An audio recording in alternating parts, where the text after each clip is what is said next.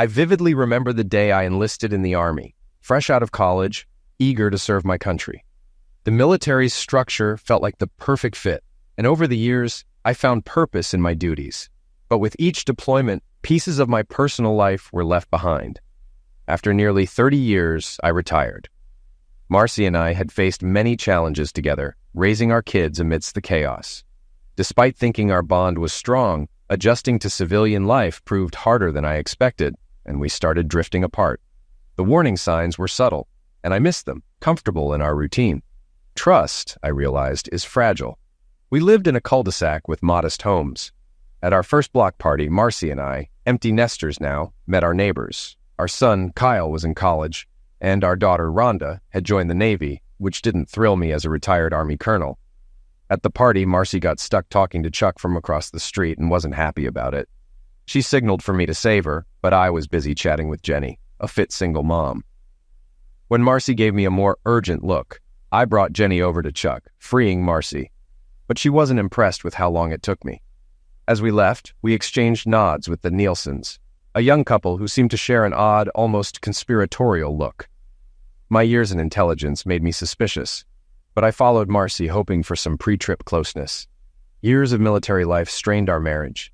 We had nearly divorced during my Korea posting, but somehow got back on track. Yet deep down, I knew something had happened during that rough patch. Infidelity is common in military marriages, though no one likes to admit it. Marcy and I were fortunate to still be together, though I suspected she had cheated while I was away. How did I know? A tip from my ex-girlfriend, who managed a hotel near Marcy's work about seeing her at the Red Roof Inn, raised questions. I even hired an investigator, but it turned out Marcy's hospital was under renovation, and she parked there out of necessity. Still, her early arrivals at work stopped when I returned home, leaving me uncertain. My time in Korea took a toll on our family. A year apart created a gap I couldn't close, and the strain made me realize our marriage wasn't unbreakable. Though I never discovered who the other man might have been, Marcy seemed committed to fixing things, as was I. I eventually sacrificed my love for flying, transitioning to Army intelligence to reduce the risks. Despite multiple deployments to Iraq and Afghanistan after 9/11s, this new role gave Marcy some peace of mind. But I still worried about our marriage and decided to retire rather than pursue a general's star, knowing another deployment could end us.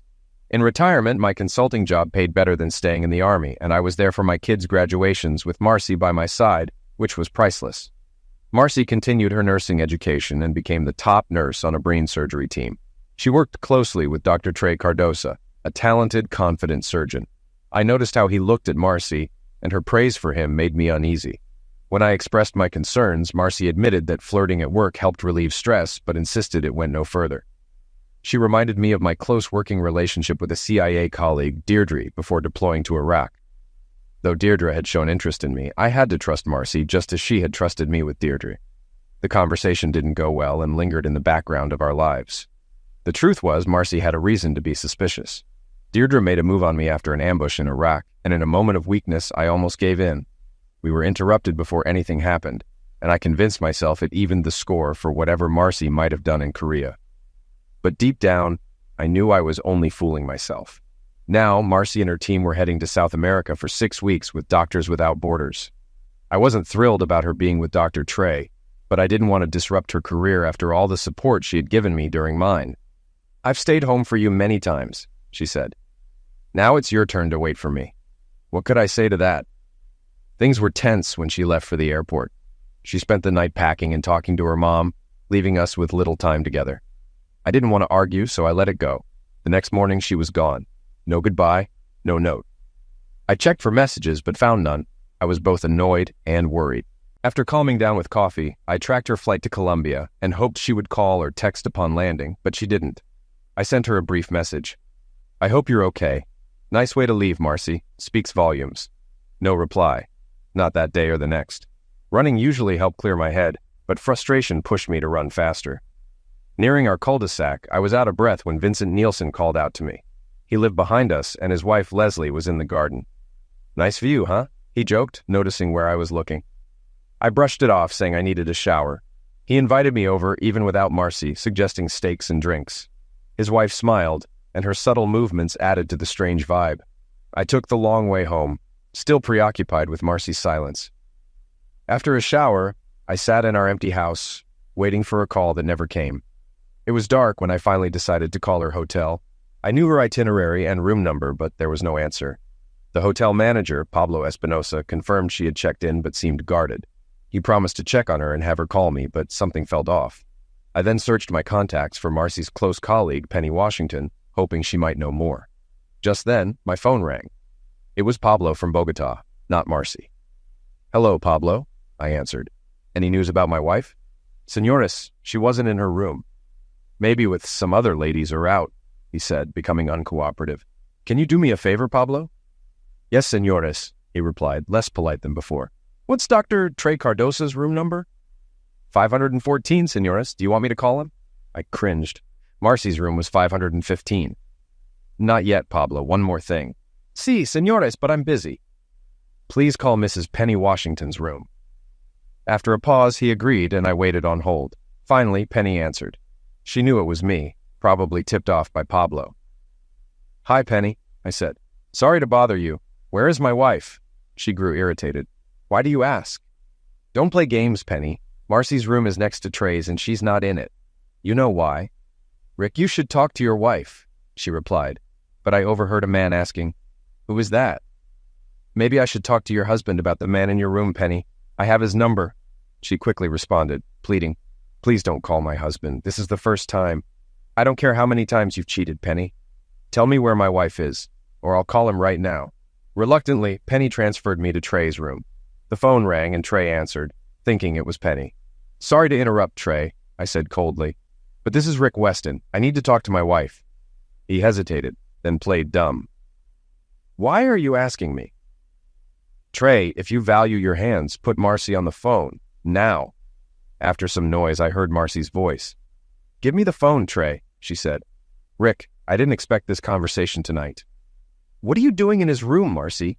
Why didn't you respond to my texts?" "What do you think, Rick?" she snapped. "I was having a good evening after a stressful day until you called. Just tell me the truth. Are you and Trey having an affair?" She paused, then asked Trey to leave. After a moment of silence, she finally spoke. "Rick, I've been a good wife and mother. I'll be home in 6 weeks and we can talk then. But right now, just let me have this. Just once." "If I don't mind," I replied, stunned. "You didn't even have the decency to talk to me before you left. Rick, all that would have done is start a fight." "You think?" I said sarcastically. "Maybe I would have asked you to stay." "I might have stayed," she admitted. "But I needed this, just once, to feel alive." "And Trey?" "He's just a distraction, Rick. I don't love him." "How convenient," I said, then heard a knock at the door. "Marcy, I have to go," I told her. "I love you, Rick." "I love you too, Marcy. But I'm not sure I'm still in love with you." I hung up.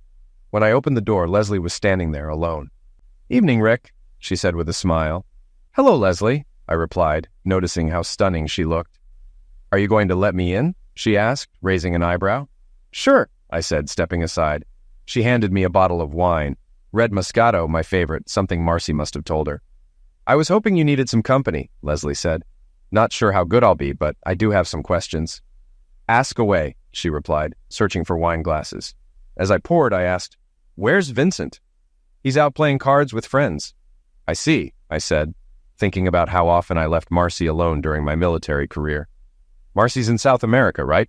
Leslie asked. "Have you heard from her?" "Funny you ask.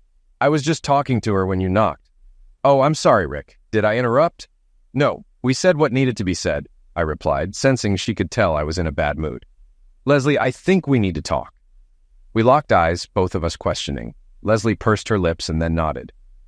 "Let's sit," I suggested, pointing to the living room. She sat at a slight distance from me, crossing her legs. "How much has Marcy told you?" she asked, flipping the question back to me. "I had hoped Marcy talked to you before she left." "Did she?" I asked. "No, I ended up playing phone tag with her, only to find out she's in South America with her doctor boyfriend. Then she told me to talk to you. So let's stop the games. What did you and Marcy plan before she left?" Leslie took a long sip of wine, needing some courage. "Marcy and I ran into each other at the mall some time ago, and we ended up having drinks at my place. I don't know where you and Vincent were, but we talked, and I opened up about my marriage and my husband's interests." She paused, deciding how much to reveal, so I waited in silence. "My husband likes to share me," she finally admitted. Share you? I asked, piecing it together. With other men? Yes, she confirmed. I told Marcy because I wanted her to know, so she might let me pursue you. How did Marcy take that? I asked. At first, she was shocked. She listened quietly as I explained. Later, she agreed on the condition that it happens while she's out of the country. I scoffed, amazed at the situation. So, Marcy never discussed this with me? No. She dropped that bombshell on me tonight just as you were on your way over, Leslie said, clearly surprised by the timing. I found out about her and Dr. Trey tonight, I admitted. Leslie shook her head. My husband and I have an open marriage, but we never go behind each other's backs. So Vincent knows you're here? I asked, seeking clarity.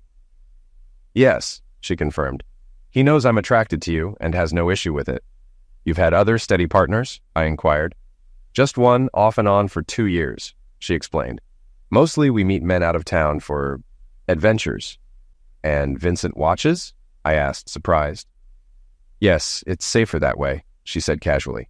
I shook my head in disbelief. How long have you two been doing this? 4 years, she replied, as if it were perfectly normal.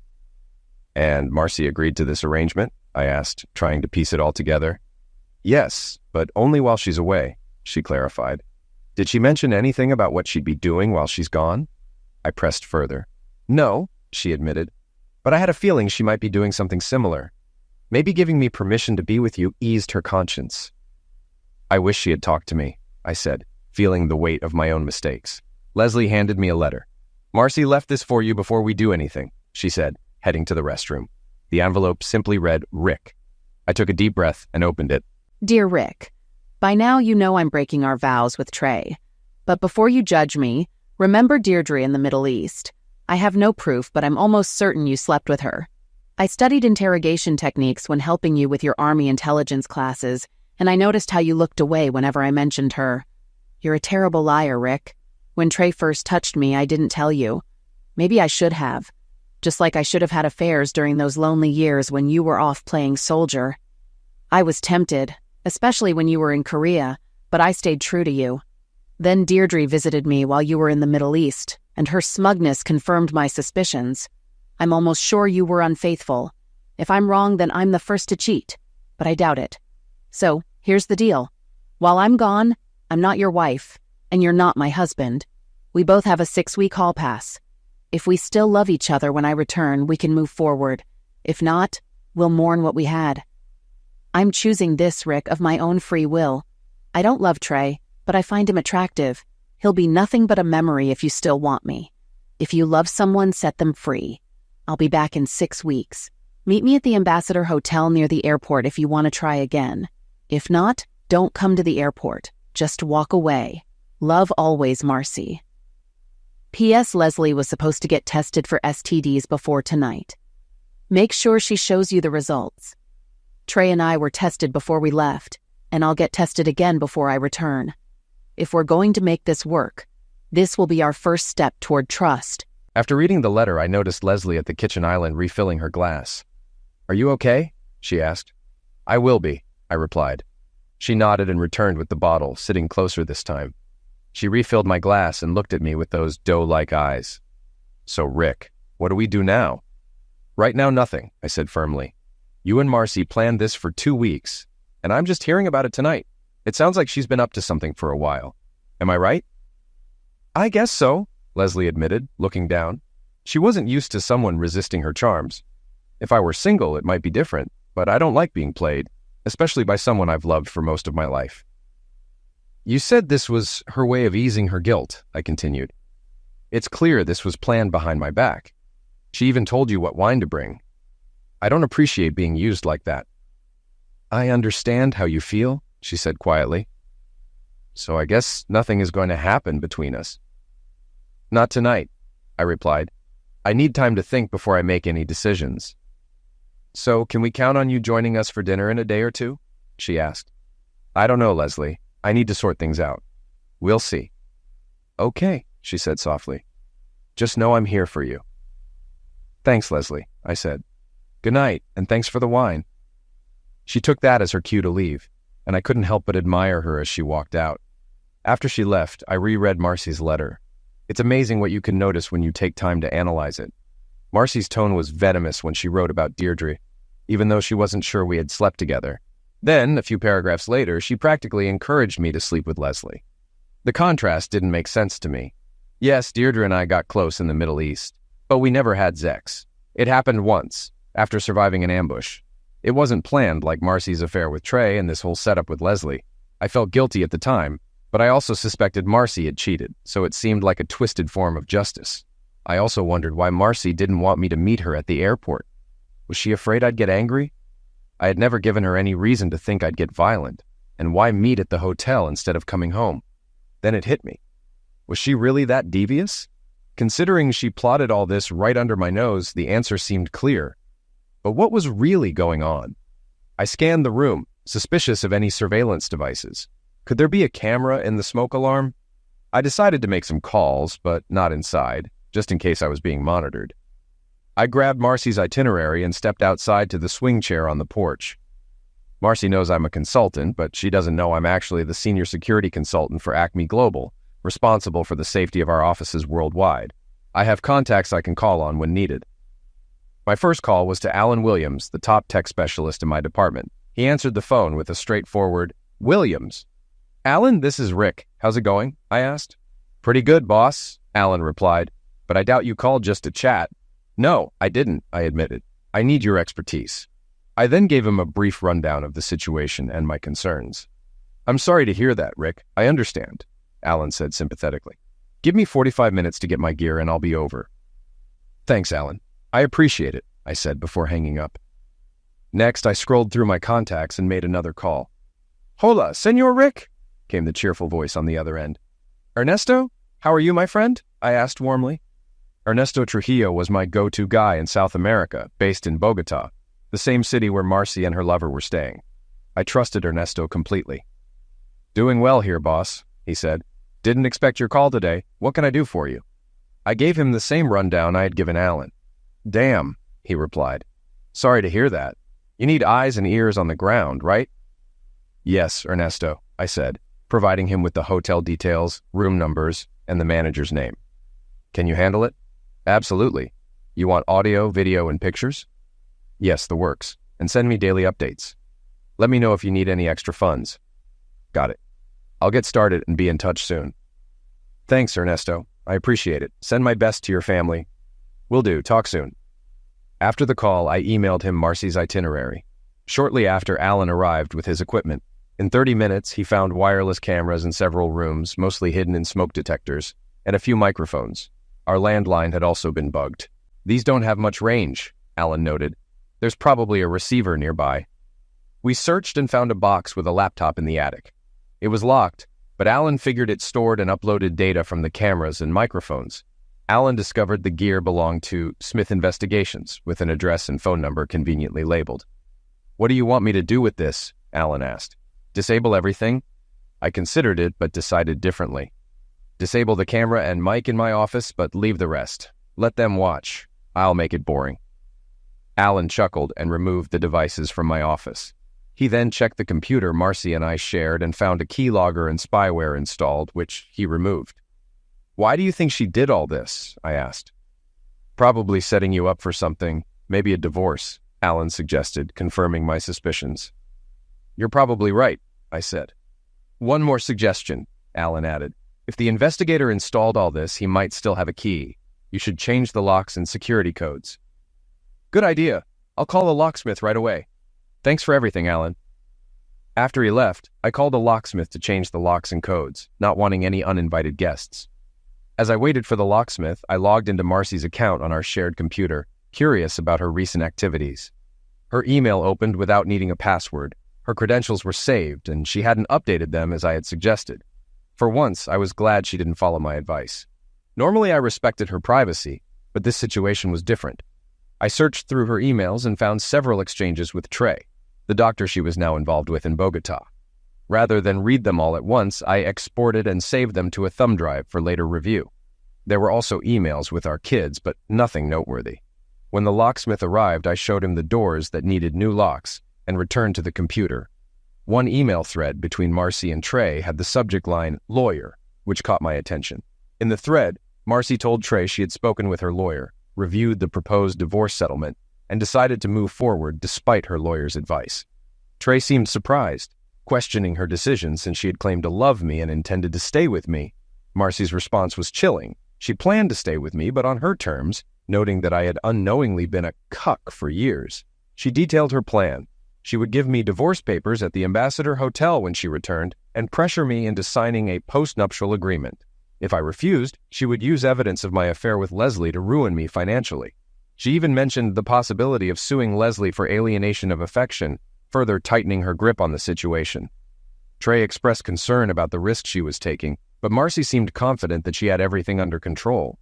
She even admitted to having cheated on me for years, starting when I was stationed in Korea. After reading the thread, I printed it out for safekeeping. By then, the locksmith had finished, and I paid him, including a tip for the after-hours service. I shut down the computer and went out for a burger and a beer, picking up some cigars to calm my nerves. I noticed a dark SUV following me, likely the private investigator Marcy had hired. Despite trying to shake him, he stayed on my tail. When I pulled into Yancey's Bar and Grill, he did too. Frustrated, I got out, walked up to the SUV, and yanked the door open, startling the driver. "Who the hell are you, and why are you following me?" I demanded. The man stammered. I don't know what you're talking about." "Nonsense," I said. "You've been tailing me since I left my house. Are you the PI my wife hired?" "I don't know what you mean," he replied nervously. "You're lying," I told him. "I'm fed up with liars, so maybe I should teach you a lesson. What do you think?" "Please don't strike me. I'll leave," he pleaded. "Don't ever let me see you near me again. Got it?" I warned. "I got it. I'm sorry," he muttered before driving off. After he left, I went inside, ordered a burger and beer, and sat at the bar. "Woman trouble?" the bartender asked, reading my mood. "Yeah, you could say that," I replied. "Can't live with him, can't shoot him," he joked, making me chuckle. I finished my meal, grabbed a beer from the fridge when I got home, and went outside for a cigar. As I smoked, a plan started forming in my mind. I searched Google, checked my calendar, and picked a date. I'd need to make a few calls to set everything in motion. Just then, I received a text from Ernesto.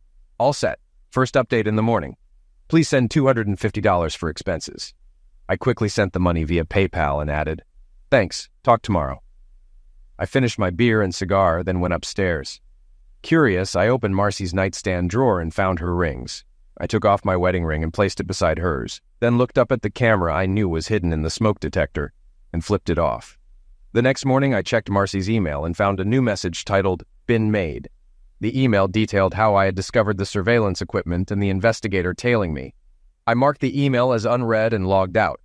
After work, I reviewed the footage Ernesto sent of Marcy and Trey. It wasn't impressive, but I noted her remark to Trey. "He's probably with that girl next door. I'll have video of it tomorrow for my lawyer." I ended the video and called Ernesto. "Senor Rick, thanks for the money. Did you see the footage?" "I did, Ernesto. Listen, I have a plan I want to discuss with you." I laid out my idea, and he agreed it could be done within 10 days. "Why 10 days?" he asked. "That's our 25th wedding anniversary. I want to make sure she never forgets it." "You're one tough hombre, Senor Rick," he laughed. After ending the call, I scrolled through my contacts and found Deirdre's number, someone I hadn't spoken to since our time in the Middle East. I dialed, and to my surprise, she answered. "Rick Weston, it's been forever," she exclaimed. I briefly shared my situation, and she listened in shock. When I read her Marcy's letter, she responded angrily. "That lying witch. I never said anything like that. We were just a team watching each other's backs." "Thanks, Deirdre. I regret what happened between us, but none of it justifies what Marcy's doing now," I said. "Rick, you have nothing to apologize for. We were under extreme stress, and I don't regret it. So what's your next move?" she asked. I told Deirdre my plan and waited for her reaction. After a moment, she replied, "I like it. I really like it. I have someone in Colombia handling part of it, but I don't have access to everything I need for the rest." "I think I can help with that," she offered. "When do you want this done?" "In 10 days, on our 25th anniversary," I replied. "Oh, you're wicked," she laughed. "Consider it my anniversary gift to you." We both chuckled. Then she added, "You know, I've thought about you a lot since the war in the Middle East." "I've thought about you too," I admitted. "We made a great team." "I haven't connected with anyone like that since," she said, a hint of sadness in her voice. "I'm sorry to hear that," I responded. "That's life, I guess," she replied with a sigh. I've been thinking about retiring. They've got me pushing papers now. If you do retire, I know a place that would hire you, I suggested. Would I be working with a certain retired Army colonel? She asked, a playful tone returning to her voice. Definitely, I confirmed. Well, that's something to look forward to, she said. Then more seriously, she asked, Rick, do you think we could reconnect? Yes, I answered honestly. Marcy's made her choices. I'm not going back to her. Good, she said with relief, because I'd like to finish what we started in the Middle East. I'd like that too, I agreed, but I need to handle a few things first. I understand, she said. Just don't make me wait too long. I won't, I promised. This divorce will take some time, though. I get it, she replied. Just know I'm here if you need someone to talk to. It's great hearing your voice again, I told her sincerely. Yours too, she replied warmly. But my dinner's getting cold, so I'll talk to you soon. Promise? I teased. You'd better, she joked back. After we ended the call, I felt better than I had in a long time. Deirdre still cared, and that meant a lot. I was brought back to reality by knocking at the back door. It was Leslie with a plate of lasagna. I thought you might be hungry, she said. Mind if I come in? Sure, put it on the counter, I replied. She smiled and set the plate down. I hope you like it, or maybe you'd prefer something else. I was tempted, but decided against it. My conversation with Deirdre reminded me of what really mattered. As tempting as that sounds, I'll have to pass, I said. Her expression shifted to concern. What's wrong? Marcy gave you a hall pass. I do find you attractive, but Marcy's got a camera right there, I said, pointing toward the smoke detector. Why don't you wave hello? She looked up at the detector, shocked. Are you serious? Yes, I confirmed. She installed cameras all over the house and even hired a PI. Maybe he's watching you too. She shook her head, clearly unsettled. I had no idea. Come to my office, I suggested. Once there, I handed her a printout of the emails between Marcy and Trey. After reading them, she was stunned. Oh my God, I didn't know, Rick, I swear. I believe you, I assured her. She played us both. What are you going to do? She asked, concerned. I'm filing for divorce and won't be with anyone until it's finalized, I replied. Can we still be friends? She asked hopefully. Of course, I said, but nothing more. Okay, Rick, she sighed. I'm sorry about everything. Enjoy the lasagna. Thanks, Leslie, I responded. I escorted Leslie to the back door, watching as she left. She looked good in those shorts, but I wasn't about to risk everything. After she was gone, I changed into my running gear, figuring the lasagna would still be warm when I returned. After my run and a shower, I dug into the lasagna. It was loaded with cheese, mushrooms, and meat, just the way I like it. It hit the spot. I washed the plate, grabbed a beer, and headed to my office, pausing to flip off the camera in the front room. First, I checked Marcy's email. She had responded to the investigator, telling him to ease off for now. No other significant emails. Then I checked her finances. We had 3 accounts, one for each of us, and a shared household account. I noticed she had saved quite a bit, but also paid a hefty retainer to attorney Allison Hargraves, and a significant amount to Smith Investigations. A few Victoria's Secret charges also stood out. Nothing I'd ever seen her wear. Curious about Hargraves, I did a quick search and found she was a family law attorney and author who promoted female-led marriages. Her book had stirred some controversy, and she was known for pushing the hot wife and cuck lifestyle. I bought the cheapest Kindle version and took it to the patio with a beer and cigar. After skimming through the psychobabble, it was clear Hargraves had a strong disdain for men. I couldn't believe Marcy chose her as an attorney. It spoke volumes. My phone buzzed, and I saw a text from Ernesto. He could arrange what I needed, but it would cost $1,000. I decided to transfer the money from Marcy's account, ensuring any trace would lead back to her. I messaged Ernesto to confirm the transfer was done. The next few days flew by. My routine became checking Ernesto's updates, Marcy's email, going to work, running, eating, and unwinding with a beer, cigar, and TV before bed. I didn't care that Marcy never called or texted. I was enjoying the silence, as whatever love I had for her was gone. I saw Leslie only once after showing her the emails. When I returned the plate, Vince invited me to dinner, but I declined, saying I had things to do. He seemed disappointed, but I was relieved Leslie stayed away. I didn't need that distraction. The highlight of my days was talking to Deirdre. We chatted every couple of days, discussing life, dreams, pets, and even my kids. The more we talked, the closer I felt to her, and I realized I was falling for her. Eventually, I scheduled a meeting with Allison Hargraves. Her receptionist welcomed me with coffee, and I shook Allison's hand as I introduced myself. She seemed about my age, well-dressed, and in decent shape. Noticing the ring on her finger, I couldn't help but wonder what kind of life her husband led. "So, you're considering a divorce?" Allison Hargraves asked. "Yes, I am," I replied. "And your name is Weston?" she confirmed. "That's right." She frowned while checking her computer and then asked, "What's your wife's name?" "Marcy, short for Marcia." "Well, Mr. Weston, I can't represent you due to a conflict of interest. I'm already representing your wife." "I figured. I also know you only represent women. Seems a bit sexist to me." She stared at me. "If you knew that, why did you come to see me?" "As a retired Army intelligence officer, I like to understand my enemy." "Enemy? Is that how you see me?" "Pretty much. I read your book and your New York Times interview. You recruit your clients into your lifestyle, right? Is that what you did with my wife?" "That's privileged information," she replied. "Of course. Did you know Marcy was going to Colombia and what she planned to do?" "Again, that's privileged information," she said firmly. I nodded. "I noticed you're married. Your book's chapter on controlling husbands was interesting. Do you treat your husband the way you suggest, humiliating and controlling him?" "That's none of your concern, Mr. Weston. I think this meeting is over." I smiled and stood up. "I'd like to say it was a pleasure meeting you, Mrs. Hargraves, but that would be a lie. We'll likely meet again. Good day." As I left, I added, "By the way, I found your book disgusting. Have a good day." I walked out, noticing the receptionist smiling as I left, possibly overhearing our conversation. Finally, our 25th anniversary arrived. I took the day off, knowing it would be eventful. Early that morning, Deirdre texted me, confirming she had done what I asked. Later, I received a message from Ernesto. "Check your email." I opened the video he sent. It showed a dirt road with a makeshift checkpoint. 3 SUVs approached, and armed soldiers stopped them. They searched the vehicles and found something significant, leading to more soldiers arriving. Trey and Marcy were pulled from their SUV, handcuffed, and taken away. A tow truck hauled the SUV off, and the other vehicles were eventually waved through. Shocked, I immediately called Ernesto. "I saw the video, Ernesto. What happened?" "We planted the stuff as planned, just a small amount. But it turns out Trey was smuggling large quantities of white powder and flea powder. My men saw the pills being loaded and backed off to avoid cartel involvement." "Good call. Where are Marcy and Trey now?" "They're both in jail. It seems Marcy might have known about the pills, but it's unclear how much. They have 48 hours to present the case to a judge, and the investigation could take up to 90 days. But I doubt it'll take that long." "So the consulate knows?" "By now they should," Ernesto confirmed. "I'll keep you updated."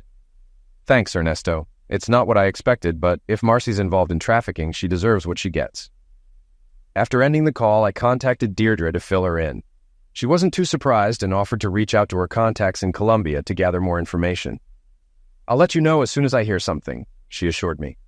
While waiting to hear back from Deirdre, I gathered a trash bag and went through the house, removing all the cameras and microphones that Marcy's PI had installed. I also grabbed the receiver and laptop from the attic, tossed everything into the bag, and set it in the driveway. Then, I called Smith Investigations. "Smith Investigations," a woman answered. "I want to speak to the head honcho," I demanded. Okay, sir. One moment," she stammered, clearly taken aback. A few seconds later, I recognized the voice of the man I had confronted at Yancey's. "James Smith, how can I help you?" "This is Rick Weston. Remember me?" I asked, my tone firm. "Your client is now in a Colombian jail on pill trafficking charges. I've removed all your gear from my house. It's in a trash bag in my driveway. If it's still there tomorrow, it's going in the garbage." "Yes, sir," he replied quickly, his voice tense. I hung up, not interested in hearing anything more from him. The next morning, the bag was gone. I assumed Smith had picked it up, but I didn't really care. Soon after, Deirdre called. "I just spoke with the station chief in Bogota," she said, getting straight to the point. "What did you find out?" I asked. "Colombian authorities have been watching Trey since he arrived. He's connected to a major pill cartel. If Marcy's involved, she could be looking at a long prison sentence. The judge on the case is tough on foreigners," Deirdre explained. "How much time could she get?" I inquired. "At least 10 years, she replied. "Well, if she's guilty, she deserves it." "How much were they caught with?" I asked, feeling the weight of the situation. "About 20 pounds of white powder and flea powder," she informed me. "Damn," I muttered. "Expect a visit from the State Department soon," Deirdre warned. "Let me know how it goes." "I will. Thanks, I replied, ending the call. Afterward, I contacted the hotel in Bogota. When Pablo answered, I asked to be connected to Penny Washington's room. Penny answered nervously. Penny, it's Rick Weston. Do you know where Marcy is? It's our anniversary, and I wanted to reach her. Is she out with Trey? No, Rick, she's not, Penny replied, her voice shaking. Marcy and Trey were arrested at a checkpoint for pill trafficking. The soldiers took them away. We were questioned and told to stay at the hotel. It's like house arrest. Have you told Josh? I asked pointedly. No, she admitted quietly. Penny, I'm going to talk to him soon, I informed her. Please, Rick, don't tell him. It'll destroy him, she pleaded. Not as much as your cheating will, I replied sharply. He deserves to know. I ended the call and immediately contacted Josh, giving him the details and offering to send video evidence of Penny's affair. Thanks for telling me, Rick. This will be the last time she cheats on me, Josh said. I sent him the videos and then contacted a divorce lawyer, scheduling an appointment in 3 days. A couple of days later, my supervisor, Bill Hastings, called me into his office. A man from the State Department, Thomas Herman, was there. Rick, your wife Marcia has been arrested in Colombia for pill trafficking, Thomas said. We can monitor her situation, but can't interfere with local laws. She's also been placed on a no-fly list, so even if released, she can't return to the U.S. How much prison time is she facing? I asked. Up to 12 years, Thomas replied. After 7 or 8 years, she might be eligible for conditional release, but she won't be able to leave Colombia. He handed me a pamphlet on how to send her money for legal fees and other expenses, then offered to help arrange visitation. I told him I'd consider it and would be in touch. After Thomas left, Bill closed the door and said, Rick, this could affect your security clearance and job. Take some time off and get this under control. I will, Bill. Thanks. Back home, I searched Marcy's emails for anything suspicious. I found an exchange with Trey from 3 months before their trip. Trey asked if Marcy wanted to make extra money in Colombia. After some hesitation, she agreed to his plan. Good girl, Trey replied. Trust me, you'll be glad you did. I printed out the email chain, saved it as a PDF, and added it to a thumb drive with other incriminating emails. Next, I reviewed the videos, skipping the physical parts, and found a conversation the day before they were caught. I noted the timestamp. Are you ready? Tomorrow's the big day? Trey asked. I think so, Marcy replied nervously. Good. The product will be in our vehicle tomorrow morning, in boxes marked as medicine. We won't even have to touch it. And you're sure we won't get caught? Marcy asked. I've been on that road many times. No checkpoints. If this works, we can do it again and retire with the money. Sounds good to me, she said. Bingo. I saved the video to my thumb drive and gathered my thoughts. I then emailed the kids to arrange a Skype call for the next evening. After that, I called Ernesto to update him. Damn, what's your plan? He asked. I'm going through the rest of the evidence. I have a lawyer appointment tomorrow and plan to deliver the divorce papers myself. You're coming here? He asked. Yes, and I'll hand the evidence to the prosecutor too. You can stay with me and my family, Ernesto offered. Thanks, Ernesto. I look forward to Lupe's cooking. We laughed, and I promised to call when ready to fly down. Afterward, I arranged to send money to Marcy through Western Union, draining her account. Then I packed her belongings into trash bags, including our wedding album, and stuffed them into her car. I called her parents, informing them about the divorce and Marcy's situation. They were heartbroken, but agreed to pick up her things. They were shocked to learn about her pill charges. Are you sure Marcy's involved in pills? Her father asked. Yes, I have evidence, which I'll give to the prosecutor. They arrived later, took her car and belongings, and expressed their sadness over the situation. Please stay in touch, Rick, her mother said as she hugged me. I will, I promised. After they left, exhausted, I grabbed a beer and a cigar and sat on the porch. Deirdre called to check on me. Hey, how are you holding up? She asked. I've been better, but your call is lifting my spirits. We chatted, and I shared my idea with her. After a pause, she responded, That's the best idea I've heard in a long time. Let's do it. We ended the call on a positive note, and I felt much better. The next day, I met with my attorney, Lisa Hawkins, who was confident and professional, unlike Marcy's lawyer. I provided her with the evidence and explained Marcy's charges in Colombia. That should make things easier for us, Lisa said. What do you want out of this? Everything except her $401K, clothes, and car. I've already sent most of her money for her expenses. That's doable. How do you plan to serve her? I'll deliver the papers myself. Okay, I'll have them ready in 2 days. We discussed the possibility of going after Trey or her lawyer, but Lisa advised against it, noting that such cases rarely succeed. I agreed and left after paying a retainer. Later, I Skyped with the kids to break the news. "What's up, Dad?" Kyle asked. "I have some news. Your mother and I are getting divorced." Both kids were shocked. "Why, Dad?" Kyle asked. "Did you do something?" I gave them a brief explanation and revealed that their mother was in a Colombian jail for pill trafficking. "Are you sure she's involved?" Rhonda asked. "Yes, I have evidence that I'll give to the prosecutor." "You're helping put her in prison?" Kyle asked. "She broke the law, son. I can't ignore that. We've talked about the dangers of pills before." "I know," Kyle said quietly. "It's just so screwed up." "It is, son, but your mom made her choice, and she got caught." We talked a bit longer, and I answered all their questions. It was a difficult conversation, but by the end, they understood everything their mother had done and why I had to proceed as I did. I promised to send them the address where they could write to her, and we ended the call with a tearful goodbye. Afterward, I called Tom to arrange visitation for the day after I received the divorce papers. He agreed to set it up, and we ended the call. Then, I updated Ernesto on my plans. "Do you know who's prosecuting the case?" I asked. "Yes, Ricardo Montoya. He's tough." "Good. I'll bring him some evidence when I arrive." We ended the call, and my last one was to Deirdre. She listened quietly as I filled her in, and by the time we finished, I felt much better. 2 days later, Lisa informed me that the papers were filed and ready for Marcy's signature. With my bags packed and tickets ready, I grabbed my passport, picked up the papers, and headed to the airport.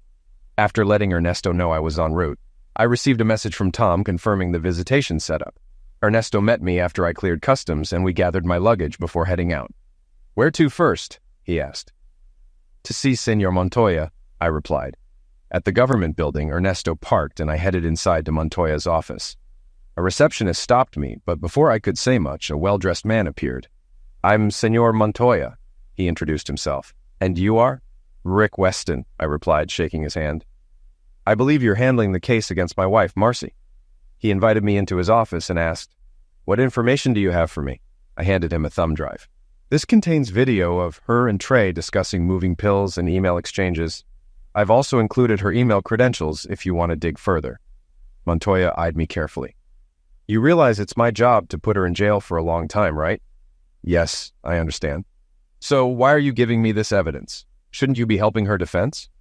When I didn't respond immediately, he continued, "Ah, she was having an affair with Dr. Cardoso, wasn't she?" "Yes," I admitted. "I see. You're seeking revenge?" "No," I replied. "I'm a retired Army intelligence officer. I can't ignore the law, even for my soon-to-be ex-wife. I'm also here to serve her divorce papers. Use the evidence as you see fit." Montoya nodded. "All right, Senor Weston, I'll review your evidence. How long will you be in Bogota?" "Just a day or two, enough to serve the papers and return to the States." "Very well. Welcome to Bogota," he said as we shook hands. When I returned to the car, Ernesto asked, "How did it go?" "You were right. Montoya is tough," I replied. He laughed. "You have no idea. Let's head to my place. Lupe's been cooking all day."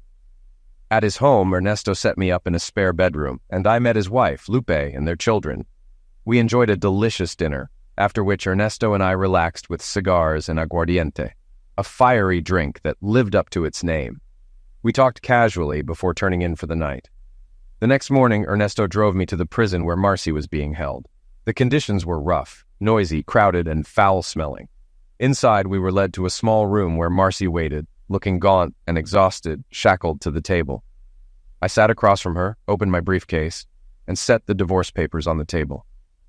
"You once gave me a choice, Marcy. Take you back or walk away. You know what I chose." Tears fell as she whispered, "I'm sorry, Rick. I never meant to hurt you." "Nonsense," I replied. "You plotted with Leslie, saw Allison Hargraves, and tried to set me up. You lied about everything. I came here for one reason. Sign these papers, and we're done." "But I don't want a divorce," she protested. "Too late. You plan to make me your slave or ruin me. Face it, we're finished. Sign the papers." Reluctantly, Marcy picked up the pen and signed where indicated, with the embassy official witnessing our signatures. When it was done, I put the papers away. "By the way," I said, "I noticed you paid in full for the Ambassador Hotel." Since you won't need it, I'll take advantage of the reservation. Go ahead, she muttered. And just so you know, I plan to invite Deirdre.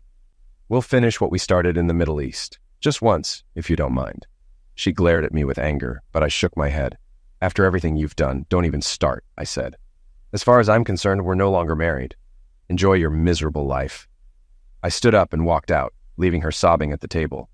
Outside, I saw Montoya by his car. He came over, shook the embassy man's hand, and looked at me. If you don't mind, I'd like to speak with Colonel Weston privately for a moment, he said. The embassy man nodded and left. Montoya put an arm around me and said, Walk with me, Colonel. Please, call me Rick. I'm no longer a colonel, I replied. He smiled.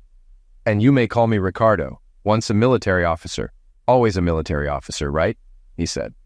Ernesto thinks highly of you. He's told me a lot of good things. You know Ernesto? I asked. Yes, we served in the army together. When he joined Acme Global, I became a prosecutor. I reviewed your evidence. It's strong. It'll save my government time and resources, which is why I decided not to charge you with criminal conspiracy, he said. I was shocked. Don't be surprised, he continued. Ernesto told me your plan. If your wife had been caught with a small amount, she might have been fined and deported. But thanks to Ernesto, nothing illegal was purchased, and the money you sent went to a charity for widows and orphans. They appreciate your donation. I couldn't help but smile. Your cooperation and record convinced me not to press charges. But if you ever try something like this again, I won't hesitate to take action, he warned. I understand, Ricardo. Thank you. No, thank you. The information you provided will be helpful. Justice is coming for your wife and Dr. Cardosa. I'm heading back to the States now, I said. If you return to Bogota, maybe we can have dinner, he offered. I'd like that, Ricardo. We shook hands. Vaya con Dios, Rick, he said. Vaya con Dios, Ricardo, and thank you. I returned to Ernesto's car. Everything okay? He asked. Yes, Ernesto, all good, but I need to get to the airport. On the way, Ernesto apologized for not following my orders. Don't apologize, I said. You did the right thing. I'm the one who should apologize for putting you in that position. Don't quit, boss. I understand how you felt. If it were me, I might have done worse. But it all worked out. Yes, it did. Thank you for everything, Ernesto. I'll be in touch. And give my best to Lupe and the kids. We shook hands. Take care, boss. Come back anytime for more bandeja paisa, he joked. Deirdre met me at the Ambassador Hotel on the day I was supposed to meet Marcy. We finished what we started in the Middle East, and it was a night to remember. Lying in bed, she said, I put in my retirement papers, thinking of a career change. Oh? I asked. What do you have in mind? Becoming a full-time wife and homemaker, she said with a smile. Do you think there's an opening? I looked at her and joked, I think there might be one soon. Want to apply? I already did, she laughed. And you know I've fallen in love with you, she said. I've fallen in love with you too, I replied. So, shall we make it official? She asked, even though my divorce wasn't final yet. Why not? Will you marry me? I asked. She kissed me deeply. Yes, Rick. I love you so much. Marcy and Trey were convicted of pill trafficking in Colombia and sentenced to 12 years in prison, plus hefty fines. Trey ended up in a terrible prison and didn't last long. Rival cartel members got to him. Marcy fared slightly better in a women's prison, but still had a hard life. She gets few visitors, mostly from the embassy. The kids send letters, but they're hesitant about reuniting. Penny and the others were released after the trial, but Penny faced a rough divorce and was fired from her job. I lost touch with Leslie and Vince, though I heard they continued their lifestyle. Leslie had to take a break after getting pregnant, paternity unknown. After Deirdre and I married, we sold the house and bought a new one. She's happily transitioned to being a homemaker, and though I've offered her a spot at Acme, she prefers to focus on building a happy home for us and her cat, which, of course, I don't mind at all.